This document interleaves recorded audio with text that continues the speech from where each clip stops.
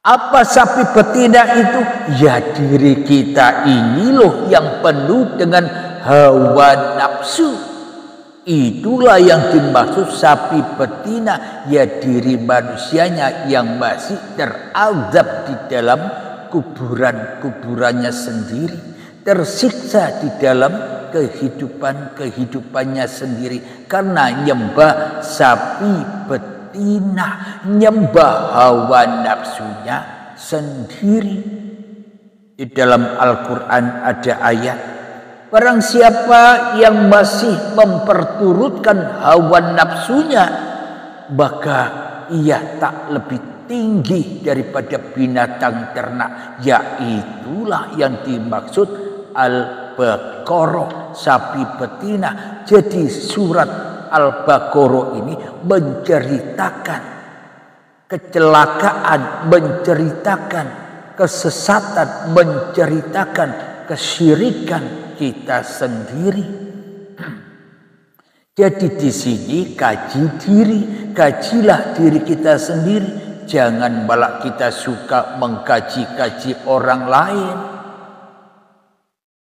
Selama kita sukanya mengkaji atau menilai orang lain, ya selamanya nilai kita buruk, nyontoh terus. Tugasnya sendiri tidak dikerjakan, tengok-tengok yang di luar, nyontoh. Tugasnya hanya nyontoh, ya merah terus rapotnya. Karena apa yang kita hasilkan itu hanya nyontek yang di luar. Karena diri kita belum tahu diri, ya senangnya melihat diri orang lain, menilai-nilai orang lain, menyalah-nyalahkan orang lain, mensesat-sesatkan orang lain, menghina-hinakan orang lain. Kenapa? Karena sebenarnya apa yang kita keluarkan, apa yang kita nilai terhadap orang lain, sebenarnya itu hakikatnya itulah nilai diri kita sendiri. Kalau kita menghina orang lain, hakikatnya diri kitalah yang terhina.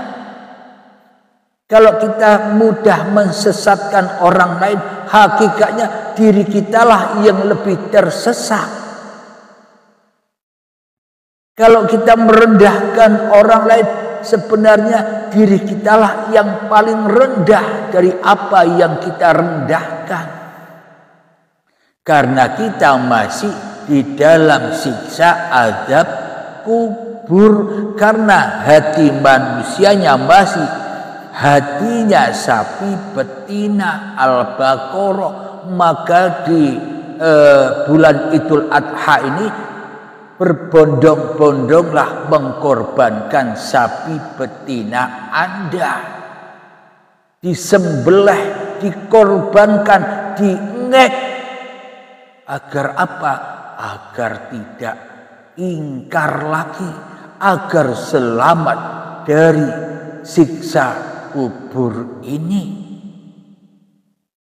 Kalau kita tidak berani mengkorbankan, berarti kita memelihara sapi betina. Ya nikmatilah azab siksa yang kita rasakan, karena kita telah menipu diri kita sendiri, karena kita telah mensesatkan diri kita sendiri. Sudah ada jalan petunjuk kok tidak diikuti.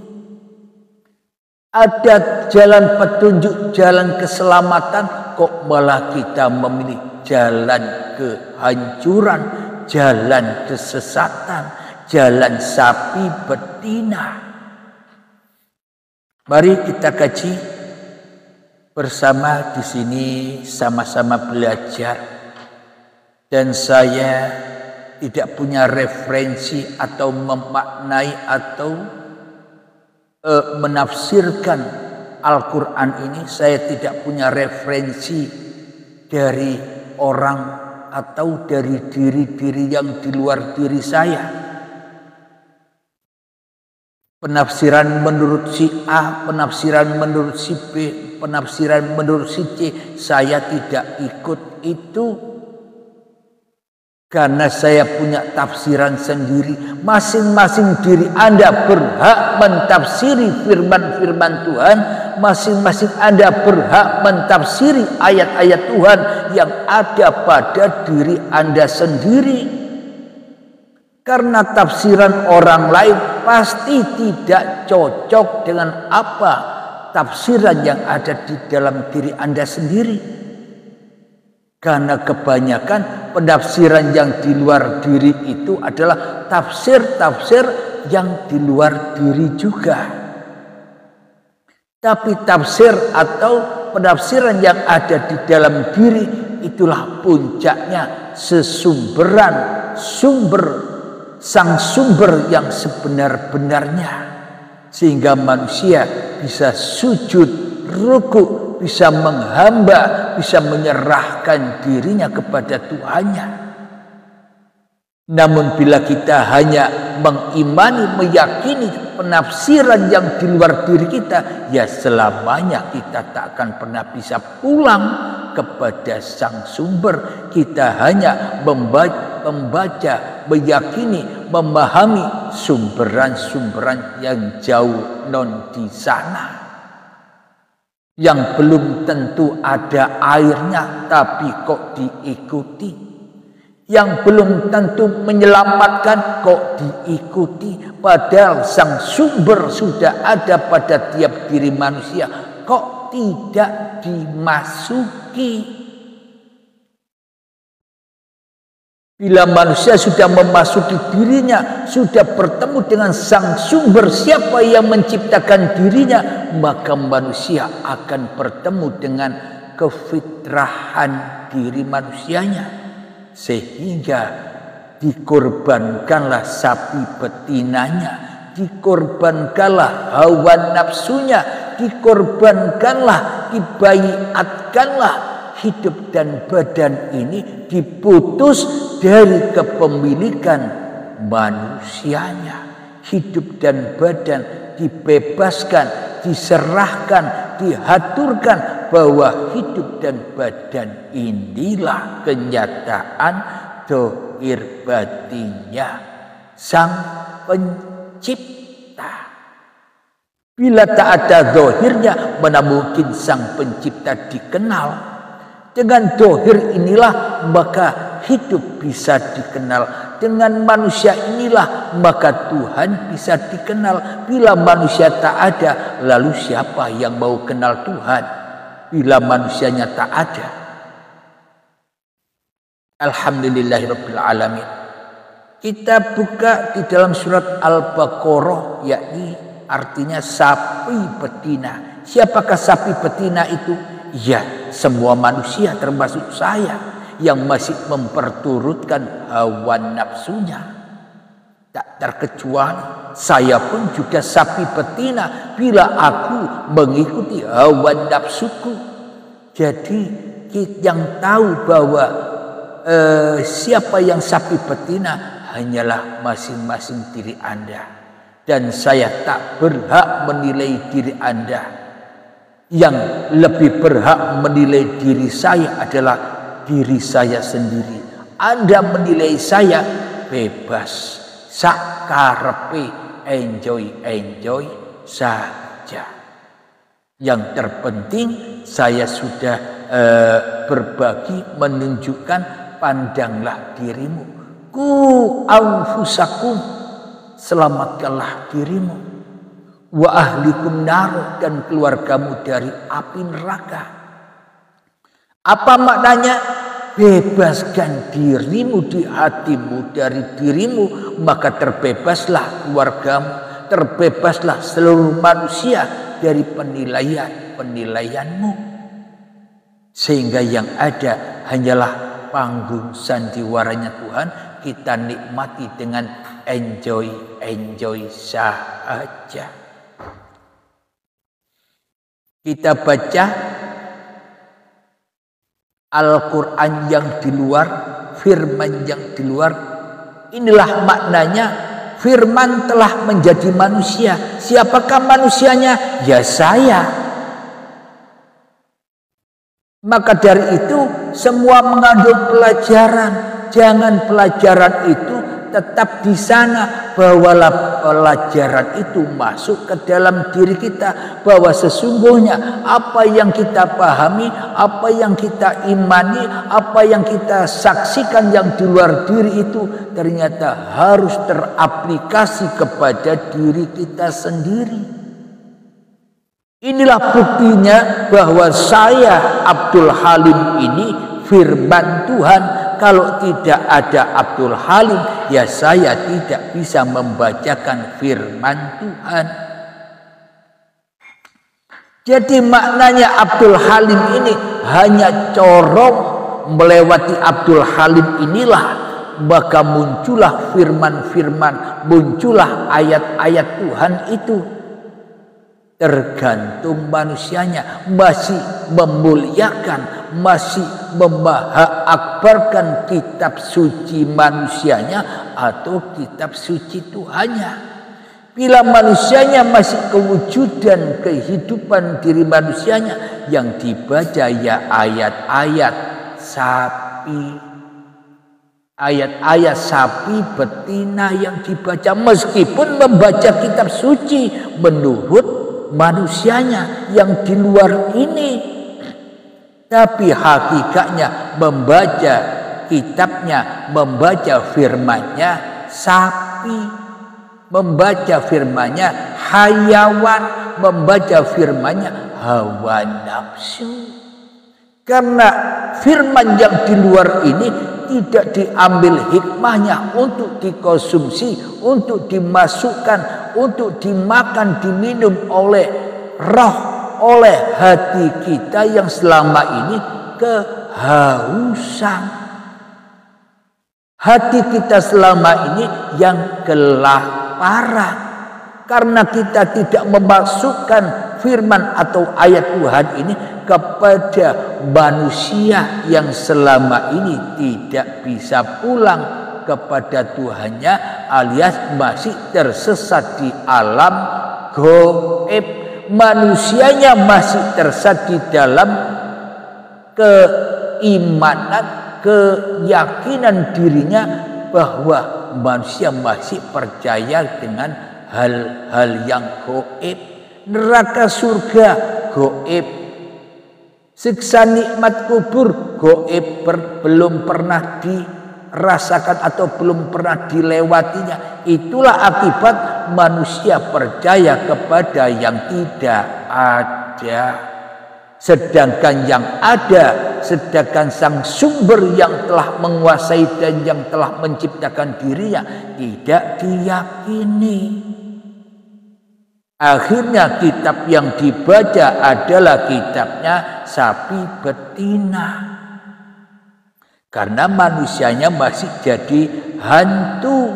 Itulah manusia yang bergentayangan di alam gaib. Manusia masih bergentayangan di alam yang gelap, yakni kemanusiaannya. Itulah kutukan dosa itu. Ya manusia inilah dosa itu. Kita baca ya di dalam surat Al-Baqarah ayat yang pertama. Bismillahirrahmanirrahim. Yang artinya dengan nama Allah yang Maha Kasih dan Sayang. Ini masih hanya kajian luar, masih membaca dengan menyebut nama Allah, belum ketemu dengan yang disebut, belum ketemu dengan yang punya nama. Siapa yang punya nama, siapa yang disebut itu? Yang disebut itu adalah yang menyebut, itulah yang disebut. Yang punya nama itu ya yang menyebut nama itulah yang punya nama. Kok bingung? Jadi bahasa hakikatnya bidzatillahirrahmanirrahim. dengan zat Tuhannya lah yang maha kasih dan sayang. Kenapa? Yang bilang ya Tuhan sendiri. Jadi itulah yang dimaksud firman menjadi manusia, bahwa yang bisa membaca bismillah ini bukan manusia tapi Allah. Karena manusianya telah dimulia-muliakan, seolah-olah manusianya yang bisa membaca bismillah, maka salah sembah. Manusia nyembah manusia, manusia menyembah dirinya sendiri atas ilmunya, manusia menyembah dirinya sendiri atas kepahaman-kepahaman yang ada di luar dirinya, karena di dalam dirinya masih jadi kuburan, karena di dalam dirinya adalah tempat dosa, karena di dalam dirinya adalah masih tempatnya siksa-siksa. Maka seolah-olah diri manusianya lah yang dibangga-banggakan, diri manusianya lah yang dimulia-muliakan, sehingga manusia menjadi Tuhan atas dirinya sendiri. Berarti yang bisa berkalam, berarti yang bisa berfirman, ayat-ayat Tuhan yang ada di luar dan yang ada di dalam diri kita, ya sang sumber itu sendiri, ya hidup yang meliputi badan ini. Sehingga dengan hidup itulah ada kalam, sehingga dengan hidup itulah ada saya. Jadi kalam yang saya kalamkan dengan diri saya pribadi dan sang sumber itu 3 in 1, yakni dalam keesaan raonok bedane, tak ada bedanya. Apa yang dikalamkan, siapa yang mengkalamkan, siapa yang menguasai semua itu ahad.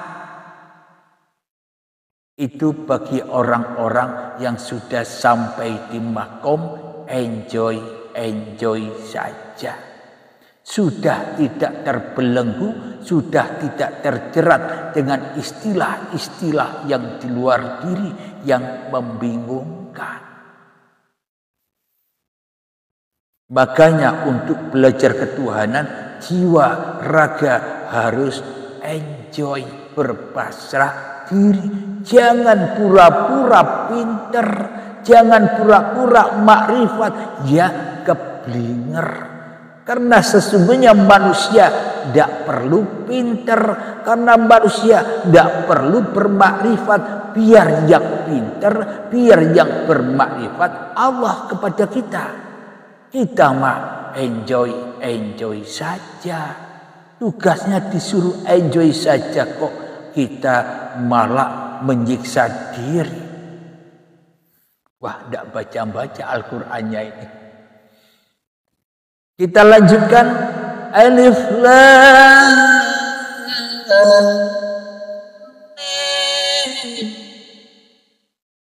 alif lam dan mim. Karena saya tidak mengikuti penafsiran-penafsiran yang di luar diri saya lebih demen, saya lebih cinta, saya lebih percaya, saya lebih yakin, saya lebih beriman dengan penafsiran diri saya sendiri. Maka saya tafsiri alif lam mim ini adalah aku ora mati. Hidup tidak mati. Kalau hidup itu mati adalah manusia-manusia yang masih merampas hidup Tuhannya, yang merampas sang sumber menjadi sumber manusianya. Jadi alif lam mim, hidup tidak mati. Aku orang mati, yang bisa bicara aku ini kan hidup. Bukan orang mati yang bisa bicara aku. Hanya orang hiduplah yang bisa bicara aku, saya, dan sebagainya. Ya, sang sumber itu sendiri yang bisa mengatakan, bisa berfirman, bisa berbunyi apa-apa. Kita lanjutkan. Alif Lam Mim, aku tidak mati atau hidup tidak mati. Dzalikal kitabu la raiba fihi hudan lil muttaqin. Yang artinya kitab ini tidak ada keraguan padanya, petunjuk bagi mereka yang bertakwa. Jadi di sini ada dalam kurung Al-Quran, padahal di sini tidak disebut Al-Quran. Berarti Al-Quran dalam kurung di sini penafsiran yang di luar ya Al-Quran ini, penafsiran orang-orang yang di luar diri saya. Kalau penafsiran saya pribadi apa? Kitab ini, mana kitab ini? Yang lebih dekat daripada itu siapa? Yang lebih dekat kepada diri kita itu siapa? Ya inilah kitab itu. Ini diri Anda pun juga kitab ini. Diri Anda lah ini. Kitab hidup, kitab badan. Disinilah firman-firman yang nyata daripada firman yang di luar. Inilah kewujudan yang nyata, kebesaran yang nyata, ayat-ayat sucinya Tuhan bila manusianya rela itu mengembalikan ini semua kepada Tuhannya. Inilah yang disebut kitab ini tidak ada keraguan padanya. Kenapa? Yang punya kitab ya Allah, yang punya badan ya Allah, yang punya hidup ya Allah. Apa yang diragukan lagi? Yang membuat ragu itu kan bila masih ada kemanusiaannya. Yang membuat ragu itu kan masih ada ego kemanusiaannya. Yang membuat ragu itu kan manusia masih pelihara kedagingannya. Itulah yang membuat ragu, karena manusia masih menipu diri manusianya sendiri untuk mendapatkan petunjuk jalan yang lurus. Petunjuk bagi mereka yang bertakwa, yakni kitab ini petunjuk bagi mereka yang benar-benar memasrahkan dirinya kepada Tuhannya. Itulah yang disebut orang bertakwa. Bertakwa itu apa sih? Takut jadi Tuhan. Karena bukan Tuhan, maka bila kita takut jadi Tuhan, persembahkan diri kita kepada Tuhan, maka enjoy saja. Tidak usah banyak istilah-istilah dalam kajian-kajian yang akan membawa atau yang akan membuat kita pening, pusing-pusing saja. Padahal jalannya lurus, gampang. Yang membuat pening, yang membuat pusing, ya diri kita sendiri.